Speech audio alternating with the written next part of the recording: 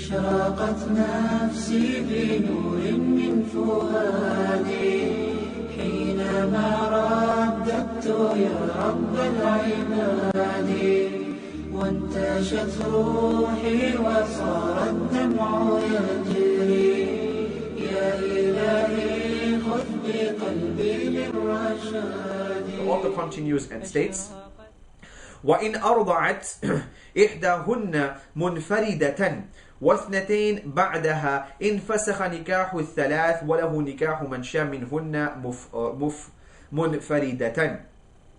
If, for example, this adult wife of his suckled one of them separately, so we have the adult wife and we got 3 minor wives.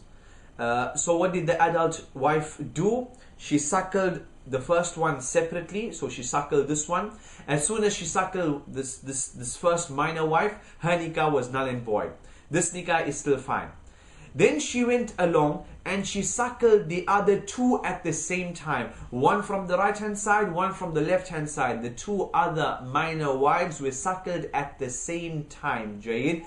And so if this occurred, if she suckled one of them separately and then the other 2 together, the marriage of all 3 minors would be annulled and he would be entitled to contract a separate marriage contract with whomsoever he wishes after this. Why? Because it would make the first and the other 2 sisters, because they were all in marriage to him at the same time, and so 3 sisters, haram, all of them fall down and this man is left with no wives. Then he can go back and he can get married to whomsoever he wants of those 3. So we repeat the English. If she suckled one of them separately and then 2 together, the marriage of all 3 will be annulled and he will be entitled to contract a separate marriage with whomsoever he wants if he wishes from those 3 of the minor wives. The author continues and states, وَإِن دَخَلَ بِالْكُبْرَى. Okay, now the author states, what if he had consummated marriage with the adult wife? وَإِن كَانَ دَخَلَ بِالْكُبْرَى حَرُمَ الْكُلُّ عَلَيْهِ عَلَى الْأَبَدِ. If he had consummated marriage with the adult wife, then it would mean that it is his milk, and then all would be totally haram upon him until Yawm al-Qiyamah. Jayid. If he had cohabited with the adult wife, all of them would be permanently prohibited upon him. وَلَا مَهْرٍ لِلْكُبْرَى إِنْ كَانَ لَمْ يَدْخُلْ بِهَا. Also another mas'ala. If, when we talked about the annulment of the marriage between him and the adult wife, no dawah would be due to the adult woman if he had not yet consummated marriage with her. If, for example, and in all our examples, the marriage with the adult wife came to an end, she was the one who caused the problem, the marriage came to an end. If he had not yet consummated marriage with her, technically she would be due half of the mahar which was mentioned at the time of nikah. But because she was the cause of all of this here, then there is no mahar due to her. The rule is, if the party who caused the separation, then if for example it was from the side of the female, then she is not due any mahar or even half mahar at all. If it was, this is all before dukhul. Take note, this is before consummation. Before consummation, if it was from the side of the husband, he says, you know what, I changed my mind, I don't want to be in marriage with you, I divorce you, then he has to give her half the mahar because the cause and the fault and the divorce is from his side. But if it's from her side, then there's no mahar at all due to her. But if consummation occurred, then under both circumstances, all circumstances, she must be given mahar. Why? It is in lieu of the istimta'. It is in lieu of the enjoyment which this husband had enjoyed, and she lost her virginity, etc. And he had slept with her even though she might not have been a virgin, but she gave of herself to him. So in lieu of this enjoyment, intercourse, etc., then she is due her mahar even though it was her fault in the matter. So we repeat, no mahar would be due to the adult wife if he had not consummated marriage with her because the fault was from her side. But if he had done so, if he had consummated marriage with her, then she would be entitled to the entire mahar because then it is in lieu of istimta'. The author continues and states, وَعَلَيْهِ نِصْفُ مَهْرِ الْأَصَاغِرِ يَرْجِعُ بِهِ عَلَى الْكُبْرَى. he, meaning this husband, he would also be liable for half of the mahar of the minors. He was married to 3 minors, he has to give each one of them half of the mahar which was mentioned at the time of nikah. He was married to 2 minors, half of the mahar to each one of them which was promised to them at the time of nikah.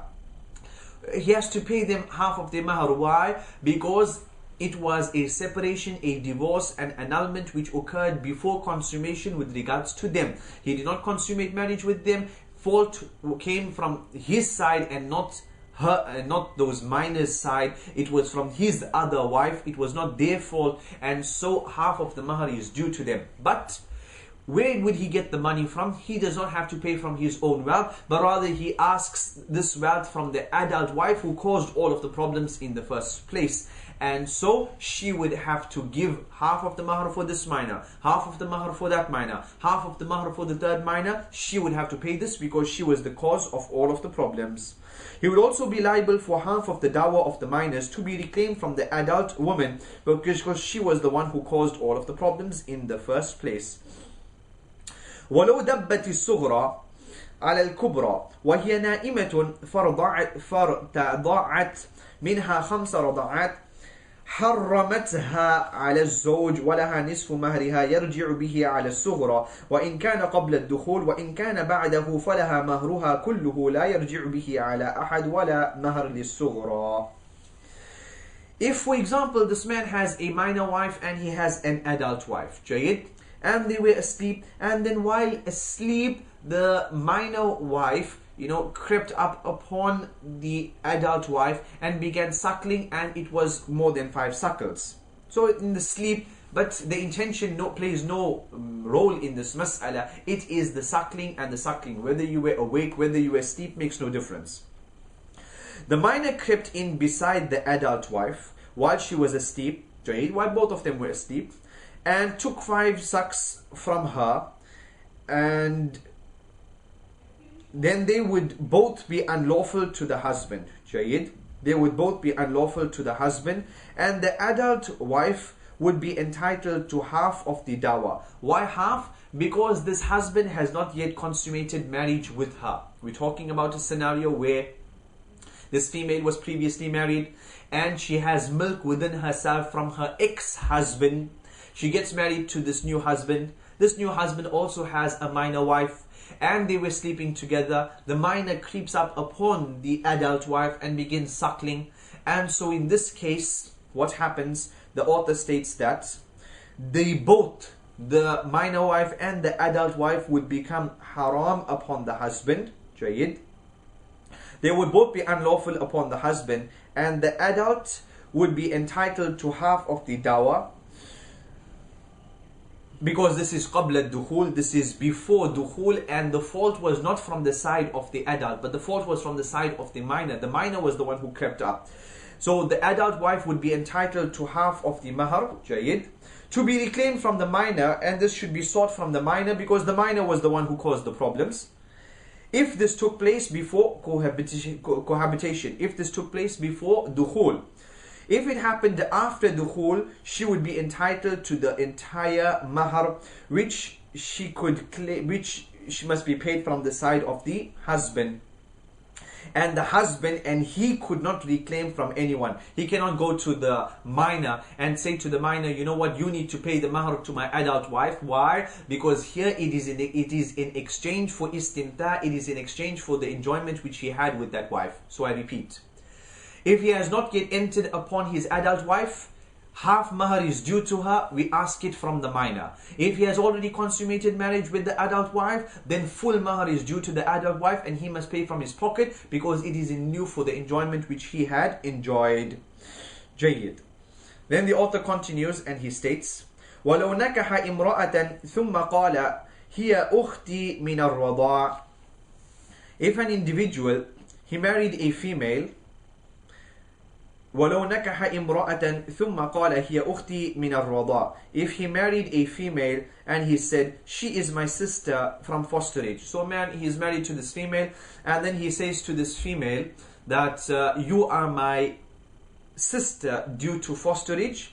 His marriage adjust that, his marriage would be annulled because he acknowledges that this is his sister and you cannot be married to your sister. So his marriage would be annulled. She would be entitled to the full dower.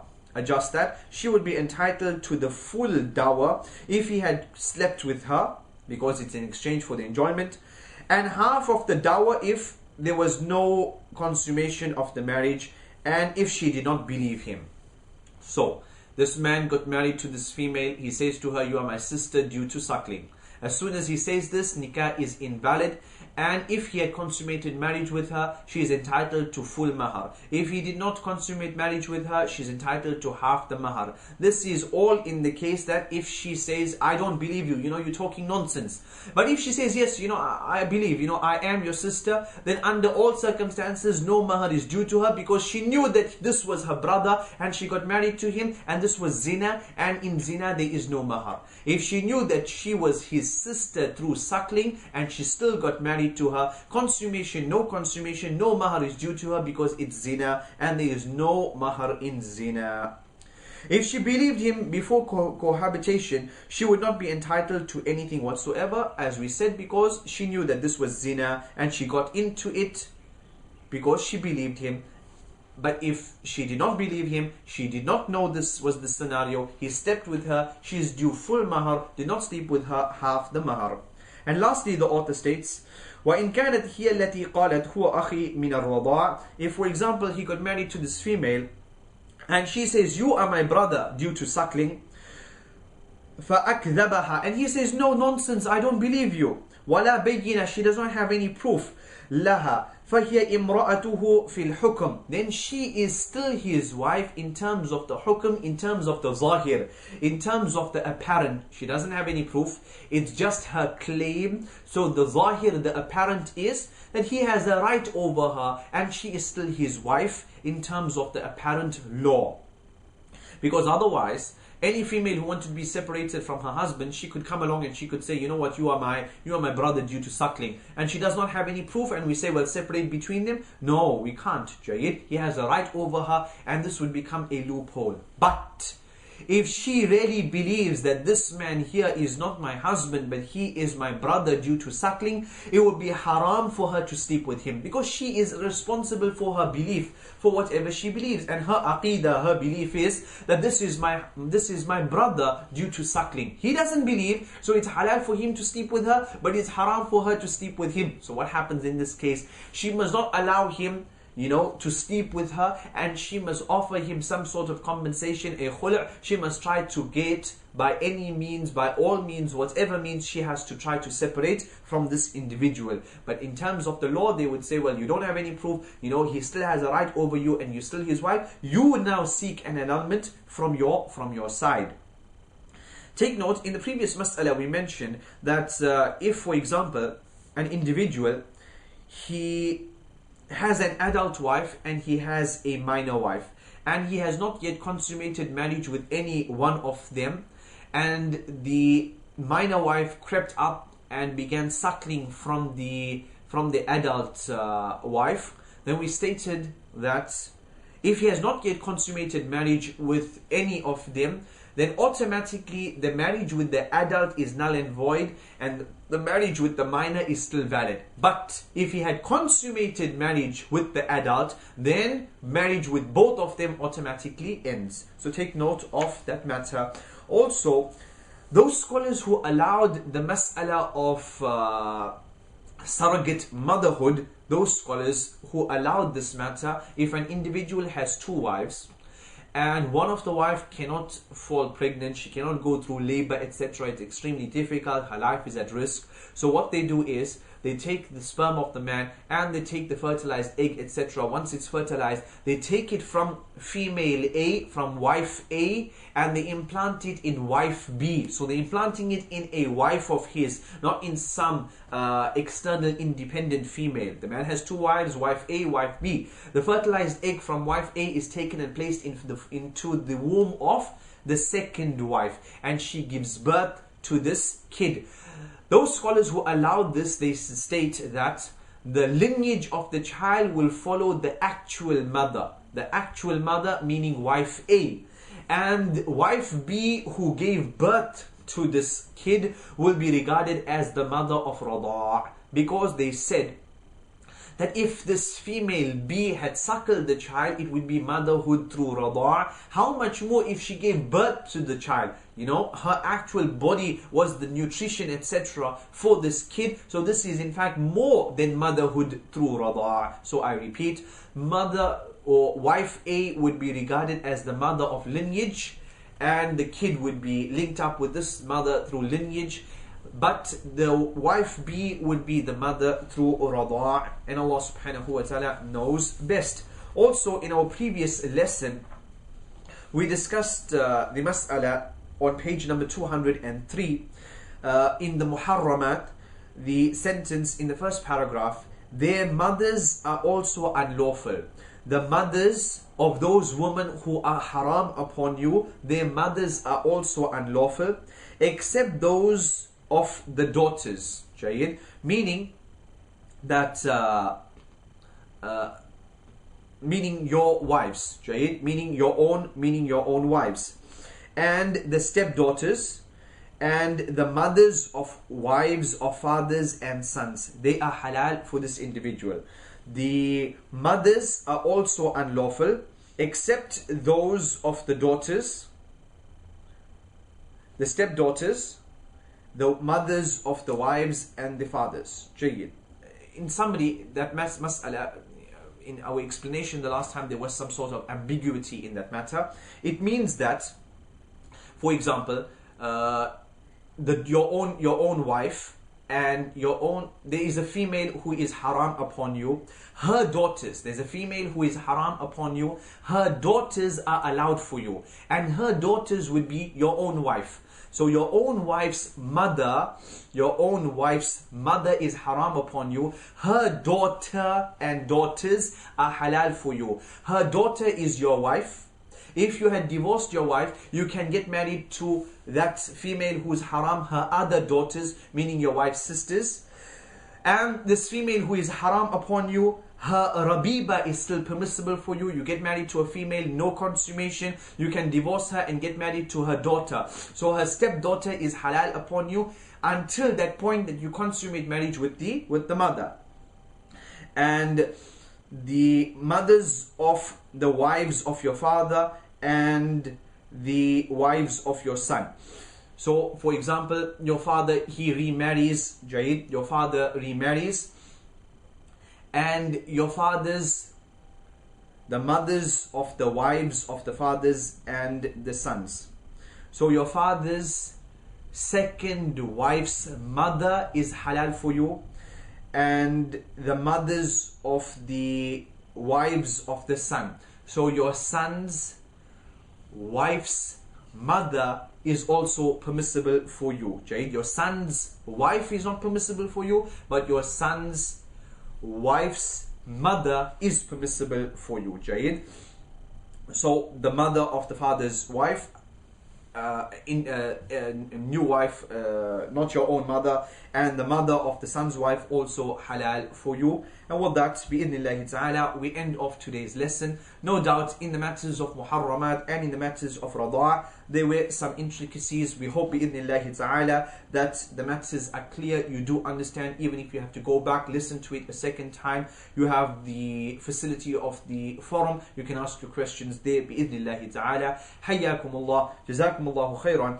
هذا وصلى الله وسلم وبارك على عبده ورسوله نبينا محمد وعلى آله وصحبه أجمعين. I thank you all. May Allah subhanahu wa ta'ala grant us khair and barakah in our marriages, grant us khair and barakah in whatever we do and whatever we say. Assalamu alaikum wa rahmatullahi wa barakatuh.